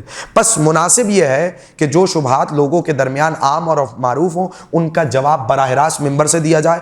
رہے وہ شبہات جو غیر معروف ہیں تو حکمت کا تقاضا یہ نہیں کہ انہیں عوام الناس کے سامنے چھیڑا جائے اور ان کی تشریح کی جائے، بلکہ ان کا درست علاج یہ ہے۔ اب اچھا کیسے اس کا علاج نہ کریں؟ ہو سکتا ہے بہت سے افراد کہیں صاحب ٹھیک ہے کیا ہوا، شبہ معروف نہیں ہے، غیر معروف ہے، لیکن جواب تو دینا چاہیے نا، ممبر سے جواب کیوں نہ دیں؟ اب اس کا طریقہ کار بتا رہے ہیں، یعنی اس کا جواب دینا بھی ہے تو کس طریقے سے دیا جائے۔ حکمت کا تقاضا یہ نہیں کہ اسے ممبر سے براہ راست، یہ براہ راست کا لفظ ذہن میں رکھیے، بلکہ ان کا درست علاج یہ ہے کہ مبلغ دین یا خطیب ایسے محکم اور مضبوط دینی امور کی بنیاد رکھے جس کے مضمون سے وہ شبہ خود بخود ان لوگوں کے ذہن سے زائل ہو جائے۔ یعنی آپ نے ایک عمومی مضمون ایسا چھیڑا کہ وہ جو ذیلی شبہ تھا وہ خود بخود وہاں سے زائل ہو گیا۔ مثال کے طور پہ جب آپ فرض کرتے ہیں، لو فرض ایک مفروضے پہ ہائپوتھیٹیکلی میں آپ سے بات کر رہا ہوں، ایک مفروضے کی بات کر رہا ہوں، آپ نے موضوع رکھا عصمت رسول یا عصمت ائمہ طاہرین۔ جب آپ عصمت کا ذکر کر دیں گے تو وہاں آپ یہ پوائنٹ اسٹیبلش کر چکے ہوں گے کہ نبی ہر قسم کے نسیان سے، سہو سے، لغو سے، ہذیان سے بری ہے۔ آپ نے ثابت کیا یا نہیں کیا؟ یا پھر جب آپ نبی کا علم ثابت کر دیں گے تو چھوٹے موٹی وہ احادیث جو گڑی گئیں یا جو جن کو بعد میں داخل کیا گیا جہاں پہ نبی کے علم پر حملہ ہو رہا ہے، جب آپ بتائیں گے کہ نبی کا علم کیا ہے تو وہ شبہات خود بخود دور ہوں گے یا نہیں؟ میں یہاں پر شبہات عمومی کی مثال نہیں دے رہا، میں صرف ایک مفروضے کی بنیاد بات کر رہا ہوں کہ ایک عمومی مضمون سے چھوٹی چھوٹی چیزوں کا کیسے جواب دیا جاتا ہے. یعنی آپ مضمون ایسا رکھیں کہ ان سے خود بخود اگر کوئی شبہ مستقبل میں بھی ان کے ذہن میں پیدا ہوتا ہو تو جو آپ نے دین اور عقیدہ ان کے ذہنوں میں راسخ کر دیا خود بخود اس سے وہ یہ آنے والے شبہات زائل ہو جائیں. وگرنہ ممبر سے سہو نسیان کا سہو و نسیان اور لغو یا نعوذ باللہ من ذالک رسول کی طرف نسبت دی جاتی ہے کم علمی کی، تو ان چیز کا دفاع کرنا ہماری ذمہ داری ہے، ہمارا شریف فریضہ ہے. اس لیے کہ اگر آپ نے ایک رسول کا کردار ہی اسٹیبلش نہیں کیا تو باقی دین میں بچا کیا ہے؟ اگر امیر المومنین کی ولایت ہی کا دفاع نہ ہو سکا ہم سے تو باقی دین میں بچا کیا ہے؟ اور یاد رکھیے یہ رمز ہے، یہ جب میں کہتا ہوں امیر المومنین کی ولایت تو یہ رمز ہے، اس لیے کہ سارا استدلال امام زمان تک سارا استدلال اسی امیر المومنین کی ولایت میں پوشیدہ ہے. آپ غدیر کا خطبہ پڑھیے، غدیر کے خطبے میں امیر المومنین کی ولایت کو تھما کے پورا امام مہدی تک کا ذکر ہو رہا ہے. یعنی ہم نے بطور استدلال بطور عقلی ادلہ جب امیر المومنین کی ولایت اور امامت کو اسٹیبلش کر دیا تو بس اس کے بعد امام حسن، اس کے بعد امام حسین، یہ صرف امیر المومنین کی امامت پہ نہیں رکے گا سلسلہ، بلکہ کہاں تک جائے گا؟ صاحب العصر تک جائے گا. تو سارے جو منطقی عقلی اور استدلالی جتنے بھی طرق ہیں وہ سب جمع ہو جائیں گے غدیر میں، ولایت امیر المومنین میں، امیر المومنین کی ذات گرامی. ایسا نہیں ہے کہ آگے میں نہیں ہوں گے، لیکن جو تقریباً جو آپ امام کی صفات کیا ہونی چاہیے، امام کیسا ہونا چاہیے، یہ کہاں پہ آپ اسٹیبلش کریں گے؟ پہلی امامت کے مرحلے پر اسٹیبلش کریں گے نا کہ وارث کیسا ہو، خلیفہ کیسا ہو، وصی کیسا ہو، وزیر کیسا ہو، ولی کیسا ہو، اولا کیسا ہو، مولا کیسا ہو. جب آپ نے یہاں پر اسٹیبلش کر دیا تو اب یہ تسلسل جاری اور ساری رہے گا. تو جو چھوٹے چھوٹے شبہات خواص میں رائج ہیں، ضروری نہیں کہ ہمیں ان کو چھیڑیں، بلکہ انداز یہ ہو کہ آپ ان کا جواب بھی دے جائیں اور شبہ کا اندازہ بھی نہ ہو لوگوں کو. اور کبھی مستقبل میں ان کے سامنے کوئی یہ شبہ آئے تو وہ چونکہ آپ نے عقیدہ اسٹیبلش کر رکھا تھا ما قبل میں ادلہ عقلیہ اور ادلہ نقلیہ، یعنی قرآن اور روایات سے، ادلہ عقلیہ سے آپ نے فرضاً جیسے ہم نے مثال دی عصمت کو ثابت کر رکھا تھا، تو اب لوگوں کے بہکاوے میں کوئی ایسا شخص نہیں آ سکتا جس کے نزدیک رسول معصوم ہوں، ائمہ طاہرین معصوم ہو، تو وہ کوئی ناروا ناسزا نسبت ائمہ طاہرین کی طرف نہیں دے سکتا. تو کہنے کا مطلب کیا ہے کہ جو خصوصی شبہات ہیں ان کے جوابات اس طرز پہ دیے جائیں کہ ان کے ذہن سے خلل بھی دور ہو جائے اور آپ نے براہ راست اس شبے کو چھیڑا بھی نہ. ٹھیک ہے، بات سمجھ میں آئی؟ اختتامی نصیحت کی طرف چلتے ہیں تاکہ بات مکمل ہو جائے. تیسرا امر اسی چیز میں، یعنی جو شبہات دور کرنے میں کتنے امور بیان ہوئے. پہلا امر کیا تھا؟ پہلا امر کیا تھا؟ بھول گئے ابھی سے؟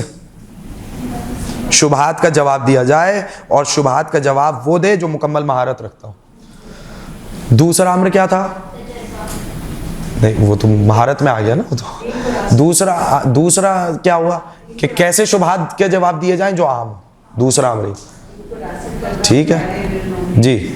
ابھی بہتر، لیکن ابھی ہم جو گفتگو کر رہے ہیں وہ نصیحت میں، جو سید سیستانی نصیحت کی تھی اس نقطے میں کہ شبہات کے جواب دیے جائیں، تو اس میں 3 نکات ذکر کیے. پہلا نقطہ کیا ہوا؟ شبہات کا جواب وہ دے جو ماہر ہو، جو علمی وسعت رکھتا ہو، جو اس شبہے کے جواب میں جس کا مطالعہ ہو، جو جواب دے سکے. دوسرا امر کیا ہے؟ کون سے شبہات کا جواب دے؟ جو عوام الناس میں رائج ہو، عمومی ہو، عام ہو. ٹھیک ہے، جو رائج نہ ہو ضروری نہیں ہے ان شبہات کو چھیڑا جائے. ہاں البتہ ان کو چھیڑے بغیر کسی ایسے موضوع کے تحت بیان کیا جا سکتا ہے کہ جن سے مستقبل میں آنے والے خطرے کو شروع میں ہی، ابتدا میں ہی دور کیا جائے. اچھا، اب اگر ہم اس بات کو آگے بڑھائیں، تیسرا امر وہ یہ کہ ہر مقام کا ایک تقاضا ہوتا ہے. ہر بات ہر جگہ پر کہنے والی نہیں ہوتی. ہر میڈیم ہر بات کو پہنچانے والا نہیں ہوتا. یہ اسی میں شبہات کو دور کرنے میں، یعنی ایسے نہیں ہے کہ اب میں مثال نہیں دے سکتا کیونکہ ظاہر ہے کہ یہ بھی نشر ہوگا، وگرنہ بہت ساری مثالیں بن سکتی ہیں کہ ہر چیز ہر مقام پر بیان کرنے والی نہیں ہوتی. تو اب میں ان کے الفاظ پڑھ دوں تاکہ واضح ہو جائے.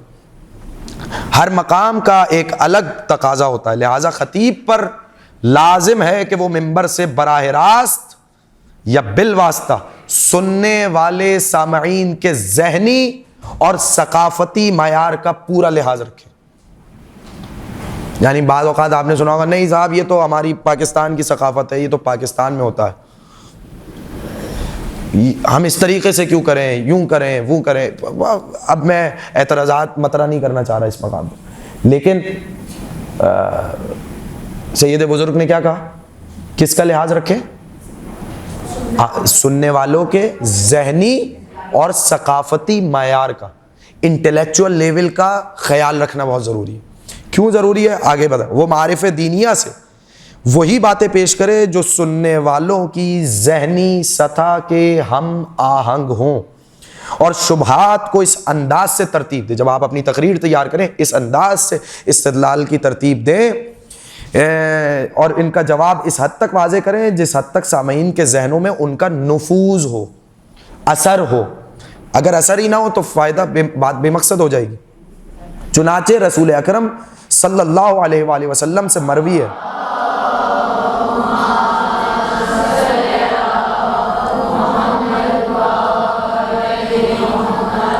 کہ آپ نے فرمایا انا معاشر الانبیاء امرنا ان نکلم الناس علی قدر عقولہم.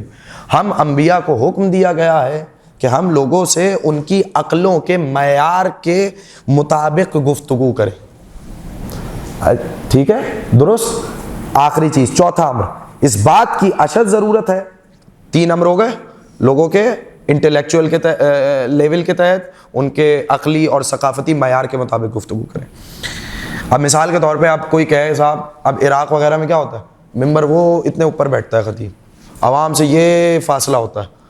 ٹھیک ہے, جیسے گھر کے آپ ڈرائنگ روم میں بیٹھتے ہیں وہاں پہ اس طریقے سے ممبر پہ آرام سے بیٹھا جاتا ہے, یعنی پیر زمین پہ نہیں رکھتے, عمومی طور پہ یہ دیکھا گیا.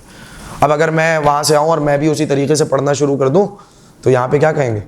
ٹھیک ہے, ہمارے یہاں طرز خطابت مختلف ہے, انداز خطابت مختلف ہے, یہاں کی ثقافت اور ہے وہاں. تو یہاں کون سی ثقافت کی بات ہو رہی ہے جو دین سے متصادم نہیں ہے, جو اخلاق سے متصادم نہیں ہے, ظاہر. ٹھیک ہے, تو ان باتوں کا ذہن میں رکھیے. اب چوتھی چیز, اور اس کو بھی یہ سب سے اہم بات, شبہات کے دفاع میں جو ہم بیان کر رہے ہیں اس کے دفاع میں اس بات کی اشد ضرورت ہے کہ اہل بیت کے علوم کے چشمے سے زیادہ استفادہ کیا جائے. آ گئی وہی بات, ان یتعلم علومنا. اب کیسے استفادہ کیا جائے آگے اہم بات ہے, یہ تو ہم سب بیان بارہا ہو چکے.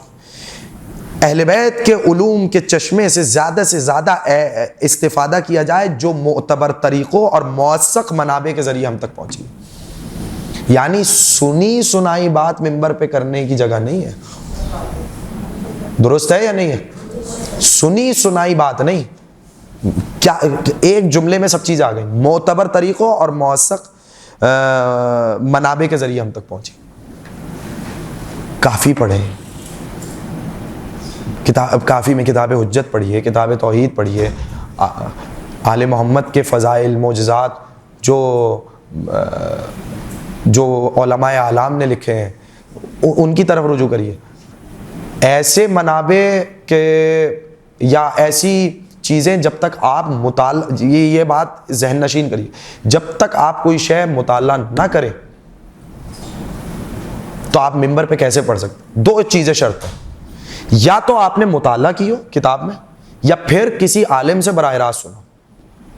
اب مثال کے طور پر کافی چیزیں ایسی ہیں کہ جو ہم اپنے اساتذہ سے براہ راست سنتے ہیں, وہ نقل کرتے ہیں, وہ بھی ظاہر سی بات ہے وہ کتاب لکھیں یا براہ راست بتا دیں تو وہ ایک ہی بات ہوئی یا نہیں.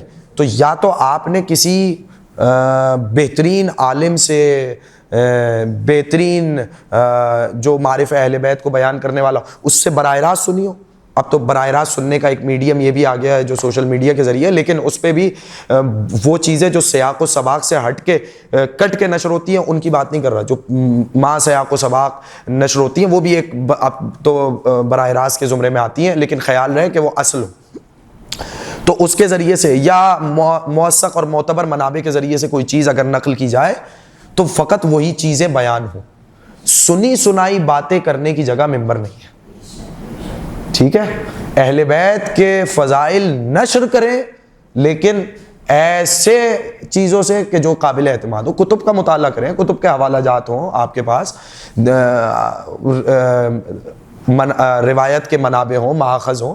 آپ ایک موضوع کو جب تک اچھی طریقے سے پکائیں گے نہیں, اس کو ممبر سے کیسے بیان کیا جائے. بس میں ختم کرنے لگا ہوں, اور اس پھر کبھی صحیح اس کے دیگر باتوں کو, لیکن یہ آخری نقطہ آپ ذہن نشین کر لیجئے کہ معتبر طریقوں اور موثق منابع کے ذریعے ہم تک پہنچے.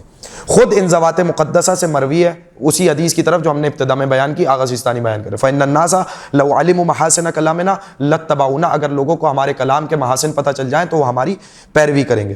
اور اہل بیت کے کلام کے محاسن قرآن کریم کی طرح مربوط, جامع اور متنوع فکری نظام پر مشتمل ہے. ان میں بہترین حکمتیں, اخلاقی اصول, عقلوں کے پوشیدہ خزانوں کو بیدار کرنے اور شبہات کو دور کرنے کے ایسے طریقے موجود ہیں جو مسلمان انسان کے دل کو روشن کرتے ہیں اور اسے اپنے عقیدے اور دین پر مطمئن اور پر اعتماد بناتے ہیں. یعنی سید کہہ رہے ہیں احادیث معصوم میں سب کچھ ہے, ہمیں ادھر ادھر جانے کی ضرورت ہی نہیں, ادھر ادھر دیکھنے کی ضرورت ہی نہیں. وہ بیان خدا کی قسم کھا کے کہہ رہا ہوں, بڑے بڑے علماء مراجع کو سنا, ان کے دروس میں بیٹھے, ان سے استفادہ کر کے حوزات علمیہ کا تجربہ آپ کے حوالے کر رہا ہوں کہ کسی جگہ کچھ نہیں رکھا, سب کچھ معصومین کے کلام میں, سب کچھ معصومین کے حدیث میں. کوئی ایسی بات نہیں ہے جو معصومین کے کلام سے جس کی طرف آپ کو ہدایت, رہنمائی, رشد نہ ہوتا ہو. دین سے لے کر افکار تک, افکار سے لے کے اخلاق تک, زندگی گزارنے کے نظام سے لے کر دین کی پختگی اور بنیادوں تک, کوئی ایسی بات نہیں ہے جو معصومین کے کلام میں نہ ہو. اسی بات کی طرف اشارہ کر رہے ہیں, اور یہ خود قرآن کے ساتھ ساتھ ان کے ثقل ثانی ہونے کی دلیل ہے. سید کہہ رہے ہیں جیسا کہ حدیث ثقلین وغیرہ کے ذریعے سے صراحت ہے, معصومین کے کلام کی بات ہو رہی نا, ثقلین کا لفظ جو ہے. پس حسینی خطیب پر لازم ہے کہ وہ اپنے خطاب میں اس پہلو پر بھرپور توجہ دے, جس طرح اس پر یہ بھی لازم ہے. اب سنیے مصائب اہل بیت کی کشش کیا ہے جو سید کہہ رہے ہیں. لازم ہے کہ وہ اہل بیت کے مصائب اور فاجعہ کربلا میں ان پہ گزرنے والے حالات کے ذکر کا خاص اہتمام کرے. اہتمام کرنے کا لفظ نہیں ہے, کس چیز کا لفظ ہے؟ خاص اہتمام کرے. کیوں؟ کیونکہ اس ذکر کا نفوس, کیونکہ یہ جو واقعہ کربلا ہے, مصائب کربلا, اس ذکر کا نفوس کے اندر قضیے کو زندہ رکھنے میں انتہائی اور گہرا اور بالغ اثر ہے. یعنی یہ جو دین کو زندہ رکھا ہوا ہے اس حسینی قضیے نے, قضیہ حسینی کو جب آپ ذکر کریں گے تو اس کا دین کو باقی اور زندہ رکھنے میں انتہائی گہرا اور بالغ اثر ہے. یعنی جب آپ کا دل نرم ہو جائے واقعہ کربلا سے تو انسان کلام اہل بیت کو قبول کرنے لگ جاتا ہے. اور دل کو نرم کرنے کا جو سب سے پہلا اور مؤثر ذریعہ اس دور میں وہ ہے مصیبت سید الشہداء. آخر میں دعا کی ہے سید نے, اور یہاں پر بات ختم ہو گئی ہے. تو میں یہیں پر اس گفتگو کو روک رہا ہوں, اس تعریف پر. سن لیجئے, آخری بات کر دیتا ہوں, یہ سید کی بات ختم ہو گئی. کیونکہ خطابت کی آپ تعریفات میں چلی جائیں تو ارسطو نے جو تعریف کی منطق مظفر میں, جو خطابت کے ذیل میں جو تعریف ہوئی, اس کا ایک جملے میں آسان کر کے اگر مفہوم بتاؤں, خطابت اس فن کا نام ہے جس کی مدد سے اپنی بات دوسروں سے منوائی جا سکتی ہے. خطابت اس فن کا نام ہے جس کے ذریعے اپنی بات دوسروں سے پہنچائی نہیں. فن کسے کہتے ہیں؟ پہنچانے کو نہیں. کس کو کہتے ہیں؟ منوانے کو کہتے ہیں. آپ نے ذرائع لفظ سنا ہوگا, ذرائع ابلاغ. ابلاغ یعنی پہنچانا. پہنچانا سن رکھا ہے یا نہیں؟ اب بات یہ بات تھی کہ کیا کرنا ہے, اب بات رہی کیسے کرنا ہے. تو آسان سے مفید 2 سے 3 مشورے سن لیجئے, ختم کر دیتا ہوں. دیکھیے, ضروری نہیں کہ ہر ادیب خطیب بھی ہو. میں اب وقت نہیں ہے وگرنہ میں اس کو تفصیل کرتا, صرف آپ سمجھیں کہ مین پوائنٹس میں آپ کے حوالے کروں. ضروری نہیں ہر ادیب خطیب بھی ہو, لیکن ہر خطیب کو ادیب ہونا چاہیے. جب تک آپ کے جملوں میں شگفتگی نہیں ہے, روانی نہیں ہے, بیان میں تسلسل نہیں ہے, الفاظ کا تلفظ درست نہیں ہے, آپ کسی واقعے کو نقل کر رہے ہیں اور سامعین اس منظر کو اپنی نگاہوں میں تصور ہی نہیں کر پا رہے, تو اس کا کوئی اثر نہیں ہے. جب آپ کو بات منوانی ہے تو آپ کو اس فن پر اتھارٹی ہونا چاہیے, مہارت حاصل کرنی چاہیے. اب یہ بات آ رہی ہے فنی حیثیت سے, تو اب آپ کی زبان درست ہونی چاہیے, آپ کے الفاظ کا تلفظ درست ہونا چاہیے, محاوروں کا استعمال آنا چاہیے, تمثیلات کا استعمال آنا چاہیے, آپ کی جو نکتہ سازی ہے وہ بہترین ہونی چاہیے. دیکھیے ہر موضوع ایسا نہیں ہے کہ آپ جو جس موضوع کو کبھی انتخاب کریں دنیا میں کسی نے نہ پڑھا ہو, ٹھیک ہے. صرف انداز بیان جو ہے وہ چینج ہو جائے تو اس سے جب آپ کا سلیقہ بدل جاتا ہے بات پہنچانے کا تو گفتگو بھی نئی لگتی ہے. تو نئی گفتگو لگنے کا طریقہ ہے انداز بیان پہ محنت کیجئے, اطمینان نفس پیدا کیجئے. اور مشورہ یہ ہے کہ پرانے اچھے علماء خطباء کو ضرور سنیے, کثرت کے ساتھ سنیے, لیکن اپنی انفرادیت کو قائم رکھیں. یہ جملہ بہت اہم ہے, ان کو ضرور سنیں مگر اپنی انفرادیت کو باقی رکھیں. آپ کی انفرادیت کیسے ہوگی؟ انفرادیت اس طریقے سے بنتی ہے کہ آپ کی ذات محو نہیں ہو جانی چاہیے. کوئی یہ نہ کہے کہ آپ کا انداز فلاں ہے تو اس سے تاثیر کم ہو جائے گی. جب تاثیر کم ہو جائے گی تو آپ کی بات سنیں گے کیسے؟ تو اپنی بات کی تاثیر رکھنے کے لیے ضروری ہے کہ آپ پہلے اپنے آپ کو پہچانیں کہ آپ کے میں گفتگو کا سلیقہ کیسے, آپ کی آواز کس درجے کی ہے. اسی انداز کے مطابق اپنی خطابت کو ڈھالیں, اپنے الفاظوں کو بہتر کریں, ادلہ کو مرتب کرنا سیکھیں. اور آخری بات, اگر ممبر کی زبان نہیں آئی تو کچھ نہیں آیا. ضروری نہیں کہ ہر لفظ ممبر پر بولنے والا ہو. یہ بات بہت اچھے طریقے سے دیکھیے, یہ آپ کو جو خطبہ اور جو پرانے علماء خطبہ, علامہ رشید ترابی صاحب, علامہ طالب جوہری صاحب, نصیر اشتہادی صاحب, علامہ اظہر حسن زیدی صاحب, ان لوگوں کو جب آپ سنیں گے تب آپ کو پتہ چلے گا کہ کوئی غیر پارلیمانی لفظ ممبر سے ادا نہیں ہوتا تھا. ہر لفظ ممبر سے ادا کرنے والا نہیں ہوتا. اور ایک نصیحت اور بتا دوں, یہ سب آپ کو اگر ممبر کی زبان سیکھنی ہے, بہت سی, اب میں دیکھیں لفظ ہمیشہ بازار سے آتا ہے, ٹھیک ہے نا, زبان بازار, جو زبان بازار میں چلتی ہے وہ, لیکن ضروری نہیں کہ ہر بازاری لفظ ممبر پہ بھی آ جائے. مثال کے طور پہ ہم ممبر پہ اگر ایک لفظ کہتے ہیں, میں ایک چھوٹی سی مثال دے دیتا ہوں, اس کو محفوظ کیجئے گا, یہ صرف ایک تجربہ پہنچانے کے لیے. ضروری نہیں کہ بازار کا لفظ ممبر پہ آ جائے. ہم ممبر, اگر آپ کو کوئی خاص واقعے کی طرف اشارہ کرنا ہو, آپ لفظ استعمال کرتے تماچا, اگر اس کی جگہ کوئی بازار کا لفظ استعمال کر دے, وہی معنی اور کیفیت بدل جائے گی. میں اس لفظ کو دہرانا نہیں چاہ رہا ہوں, وہ کیفیت بدل جائے گی. اب یہ لفظ کہاں سے آئے؟ ایک پہلی بات ان بزرگوں کو سننے سے, سنے انہیں, لیکن آپ مہارت آپ کی ہونی ہے, موضوع پہ مہارت آپ کی ہوگی, ترتیب ادلہ آپ کی ہوگی. یہ نہیں کہ کاپی پیسٹ ہو رہا, تو کاپی پیسٹ تو کوئی بھی کر سکتا ہے. ابھی بات ہو رہی ہے تربیت کی کہ ہم کس طریقے سے اپنے آپ کو بہترین ذاکر قرار دیں. اگرچہ ہم ان لوگوں کی بھی عزت کرتے ہیں جو واقعہ کربلا نشر کرنے میں, ہم نے بہت سے بزرگ ایسے دیکھے جو پرانی علماء کی جو چھپی ہوئی کتابیں ان سے دیکھ کے مجالس پڑھا کرتے تھے, اور ان کا ایک نفوذ تھا کہ کوئی ذاکر نہیں ہے, تو ان لوگوں کی موجودگی کی وجہ سے ذکر اہل بیت رکانی آگے بڑھتا گیا. لیکن انہوں نے, چونکہ وہ اس درجے کے عالم نہیں تھے, تو انہوں نے پرانے علماء کی کتابیں پڑھ کے ذکر اہل بیت کو نشر کیا. اب جملہ سنیے کہ کس طریقے سے. پہلی بات پرانے علماء اور خطبہ کو سننا, اور دوسری بات مراسی کو پڑھنا. آپ اپنی زبان میں مہارت کیسے, ایک ہی چیز جو آپ کو ادیب بنا دے گی وہ مرثیے پڑھنا. کون سے مرثیے؟ میر انیس کے, مرزا دبیر کے, میر عشق کے, میر وحید کو پڑھیے. دور حاضر کے مرحوم شاہد نقوی صاحب ہیں, سردار نقوی صاحب ہیں, نسیم امروی صاحب ہیں, آل رضا صاحب ہیں, پڑھیے انہیں. کیا ہوگا؟ ممبر کی زبان آئے گی.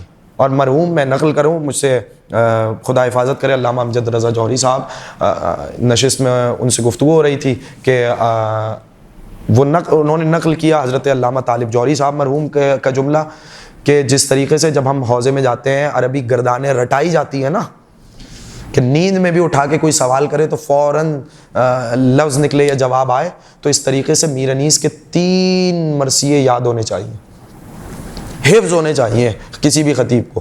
کون کون سے؟ بخدا فارس میدان تحور تھا ہر, ایک یہ مرثیہ. ایک مرثیہ یا رب چمن نظم کو گلزار رم کر, تو فیض کا مبدا ہے توجہ کوئی دم کر, گمنام کو اعجاز بیانوں میں رقم کر, جب تک یہ چمک مہر کے پرتو سے نہ جائے, اقلیم سخن میرے قلمرو سے نہ جائے. یہ مطلب ہے اس کا. اور ایک اور جب قطع کی مسافت شب آفتاب نے. اور غالباً یہ مرثیہ تو ہمارے میٹرک وغیرہ کی جو کتابیں ہیں اس میں بھی اس کے چند بند شامل ہیں. تو بقول ان کے یہ 3 مرثیے وہ ہیں جو آپ کو یاد ہونے چاہیے، اور اس طریقے سے یاد ہونے چاہیے کہ نیند میں بھی اٹھا کے پوچھے تو آپ کے پاس آئیں. کیوں؟ اس سے آپ کو ممبر کے الفاظ آئیں گے. وما علینا الا البلاغ المبین. خدا ہم سب کو اہل بیت طاہرین علیہم الصلوۃ والسلام کے علوم نشر کرنے کی توفیق عطا فرمائے، اور خلوص اس کے ساتھ ہمیں ذکر سید الشہداء کرنے کی توفیق عطا فرمائے. اللہم صلی علی محمد.